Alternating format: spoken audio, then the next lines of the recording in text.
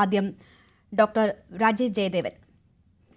ആശങ്ക വേണ്ട, ജാഗ്രത മതി എന്നതാണ് മരണനിരക്ക് കൂടിയ അമീബിക് മസ്തിഷ്ക ജ്വരം സംസ്ഥാനത്ത് പലയിടങ്ങളിലായി റിപ്പോർട്ട് ചെയ്യുമ്പോൾ പോലും ആരോഗ്യമന്ത്രി പറഞ്ഞത്.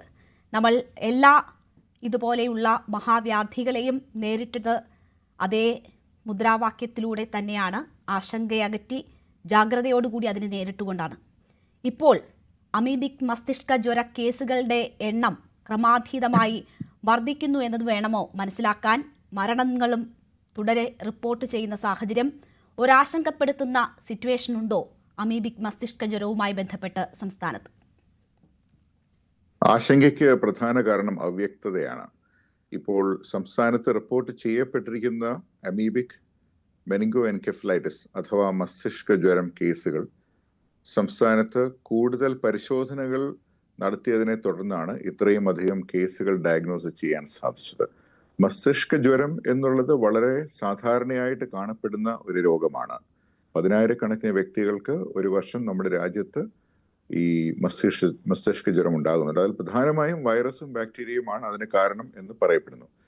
എന്നാൽ ഇപ്പോൾ കേരളം തെളിയിച്ചിരിക്കുന്നത് ഈ മസ്തിഷ്ക ജ്വരത്തിന്റെ ഒരു ചെറിയ പങ്കെങ്കിലും, ഒരു ചെറിയ ശതമാനമെങ്കിലും അമീബ മൂലം ആണ് എന്നുള്ളതാണ്.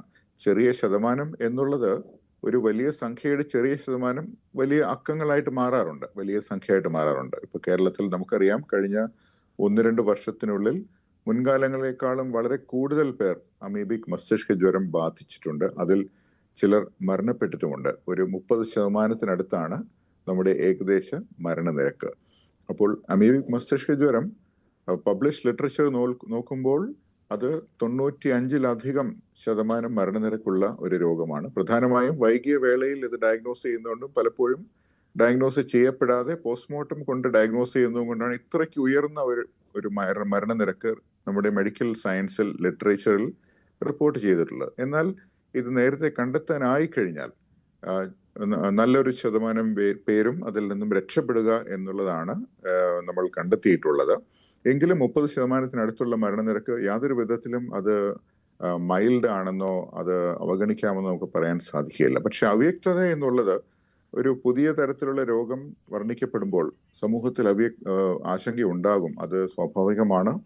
കോവിഡ് സമയത്ത് നമ്മൾ കണ്ടിരുന്നു, നിപ്പയുടെ സമയത്ത് നമ്മൾ കണ്ടിരുന്നു, റേബീസ് മരണങ്ങൾ, അതായത് വാക്സിൻ എടുത്തിട്ടും റേബീസ് മരണങ്ങൾ നമ്മൾ ചർച്ച ചെയ്തിരുന്നു, ഇതേ വേദിയിൽ നമ്മൾ ചർച്ച ചെയ്തിരുന്നു.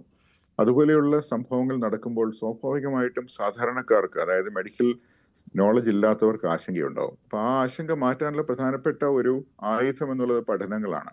അതായത് നമ്മുടെ സംസ്ഥാനത്തുണ്ടായ ഇത്രയും കേസുകൾ, അതിൽ നിന്നും എത്ര പേർക്ക് ഏത് രീതിയിലൊക്കെ ആയിരിക്കാം ഇത് പിടിപെട്ടത് എന്നുള്ള ഒരു കണക്ക്.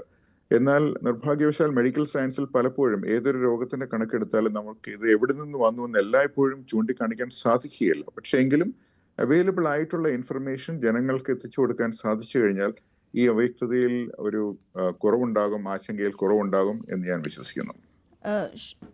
ഡോക്ടർ, ഇവിടെ ഇപ്പോൾ ഡോക്ടർ പറഞ്ഞു ഇതൊരു സാധാരണമാണ്, 10,000-കണക്കിന് പേർക്ക് വരുന്നതാണ് അമീബിക് മസ്തിഷ്ക ജ്വരമല്ല, മസ്തിഷ്ക ജ്വരം. അതിൽ ചില കേസുകൾ ഇങ്ങനെ ആകുന്നു എന്ന് പറഞ്ഞു. അത് നോക്കൂ, പക്ഷേ നമ്മളത് ഡയഗ്നോസ് ചെയ്യുന്നത് കൊണ്ടാണ് ഈ കണക്കുകൾ എന്ന് പറയുമ്പോൾ തന്നെ കഴിഞ്ഞ വർഷവും ഇതേ പ്രോസസ്സുകൾ നടന്നിട്ടുണ്ടാകുമല്ലോ. കഴിഞ്ഞ വർഷം ആകെ റിപ്പോർട്ട് ചെയ്ത കേസ് ഈ ഒരൊറ്റ മാസം മാത്രം സംസ്ഥാനത്ത് റിപ്പോർട്ട് ചെയ്യപ്പെടുന്ന നിലയിലേക്ക് എത്തുമ്പോൾ ഒരു വർഷം കൊണ്ട് മാത്രമല്ലല്ലോ ആരോഗ്യമേഖലയിൽ ഈ രീതിയിലുള്ള രോഗനിർണയം നടന്നു വരുന്നത്. അപ്പോൾ അതൊരു വലിയ കണക്കല്ലേ? തീർച്ചയായും ഈ കണക്കുകൾ, നമ്മളുടെ ടെസ്റ്റിന്റെ കാര്യം പറയുമ്പോൾ അഡീഷണൽ ടെസ്റ്റ് ഞാൻ ഉദ്ദേശിച്ചത് നമ്മുടെ പ്രേക്ഷകർക്ക് വേണ്ടി പറയുകയാണ്. മസ്തിഷ്ക ജ്വരം എന്നാൽ നമുക്ക് അത്യാവശ്യം എല്ലാവർക്കും അറിയാം, ബ്രെയിനിന് ചുറ്റുമുള്ള ഇൻഫെക്ഷൻ ആണ്, അല്ലെങ്കിൽ ബ്രെയിനിനുള്ളിലുള്ള ഇൻഫെക്ഷൻ ആണ്. അപ്പൊ ബ്രെയിനിന്, തലച്ചോറിന് ചുറ്റുമുള്ള ഒരു നീരുണ്ട്, അതിന്റെ പേരാണ് CSF. ആ CSF എന്ന് പറയുന്ന നീര് നട്ടെല്ലിൽ നിന്നും കുത്തിയെടുക്കുന്ന ഒരു പ്രക്രിയയുണ്ട്, അതിന് സ്പൈനൽ ടാപ്പ് എന്ന് പറയും. ഈ ടാപ്പ് വഴി എടുക്കുന്ന കണ്ണീര് പോലെയുള്ള ഒരു ജ്യൂസ് ഉണ്ട്, ഒരു നീരുണ്ട്. ആ നീര് പരിശോധനയ്ക്ക് അയച്ചിട്ടാണ് ഈ ഇൻഫെക്ഷൻ ഉണ്ടോ ഇല്ലേ എന്നെല്ലാം തിട്ടപ്പെടുത്തുന്നത്. പക്ഷെ ഈ നീരിൽ അഡീഷണൽ ആയിട്ടുള്ള ഒരു പരിശോധനയും കൂടി കേരളത്തിൽ സമീപകാലത്തായിട്ട് നടന്നു വരുന്നുണ്ട്. അതിന്റെ പേരാണ് വെറ്റ് മൗണ്ട് അല്ലെങ്കിൽ മൈക്രോസ്കോപ്പി. അതായത് ഈ നീര് ഒരു മൈക്രോസ്കോപ്പിന്റെ അടിയിൽ വെച്ച് കുത്തിയെടുത്ത് ഉടൻ തന്നെ ചെയ്യണം കേട്ടോ. അത് കുത്തിയെടുത്ത ഉടൻ തന്നെ preferably within half an hour അത് ഒരു വളരെ വിദഗ്ധയോ ആയിട്ടുള്ള ഒരു മൈക്രോബയോളജിസ്റ്റ് തന്നെ അതിനകത്തൂടെ നോക്കി ഇതിനകത്ത് ചലിക്കുന്ന സൂക്ഷ്മജീവികളുണ്ടോ, അമീബയ്ക്ക് സമാനമായിട്ടുള്ള ജീവികളുണ്ടോ എന്ന് മനുഷ്യന്റെ കോശങ്ങളിൽ നിന്നും വേർതിരിച്ചറിയുകയും കൂടി വേണം. ഇങ്ങനെ അറിഞ്ഞാൽ മാത്രമേ, ഇങ്ങനെ നോക്കി പരിശോധിച്ച ഉടൻ തന്നെ അറിഞ്ഞാൽ മാത്രമേ ഇത് കണ്ടെത്താൻ സാധിക്കുകയുള്ളൂ. പക്ഷെ ഇപ്രകാരമുള്ള ടെസ്റ്റുകൾ കൂടുതൽ ചെയ്തു വരുന്നത് ഈ 2025-ലാണെന്നാണ് ഞാൻ മനസ്സിലാക്കുന്നത്. അതിന്റെ ഒരു ഫംഗ്ഷനായിട്ടാണ് ഞാൻ ഈ നമ്പർ ഓഫ് കേസസിനെ കാണുന്നത്. കഴിഞ്ഞ വർഷവും ഇങ്ങനെയുള്ള പരിശോധനകൾ നടന്നിട്ടുണ്ടെങ്കിലും ഇത്രയും അധികം സാമ്പിളുകൾ കാലത്ത് പരിശോധിച്ചിട്ടുണ്ടോ എന്ന് സംശയമാണ്.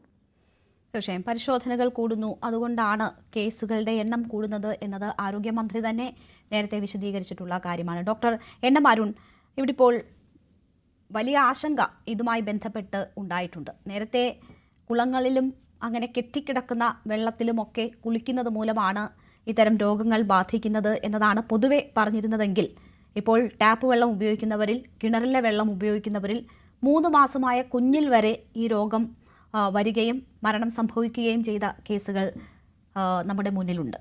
അപ്പോൾ അത് ഏതെങ്കിലും തരത്തിൽ ആശങ്കപ്പെടുത്തുന്ന സാഹചര്യമാണോ?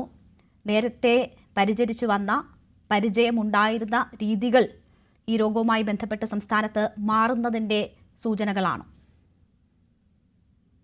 തീർച്ചയായും കണക്കുകൾ ആശങ്കാജനകം തന്നെയാണ്. നമ്മൾ അതിന്റെ ശരിക്കൊരു പെർസ്പെക്റ്റീവ് എടുത്താൽ കഴിഞ്ഞ ഒരു 50 കൊല്ലം 60 കൊല്ലമായിട്ട് ലോകത്തിൽ ആകെ 1000-ൽ താഴെ കേസുകളെ അമീബിക് മസ്തിഷ്ക ജ്വരം റിപ്പോർട്ട് ചെയ്തിട്ടുള്ളൂ.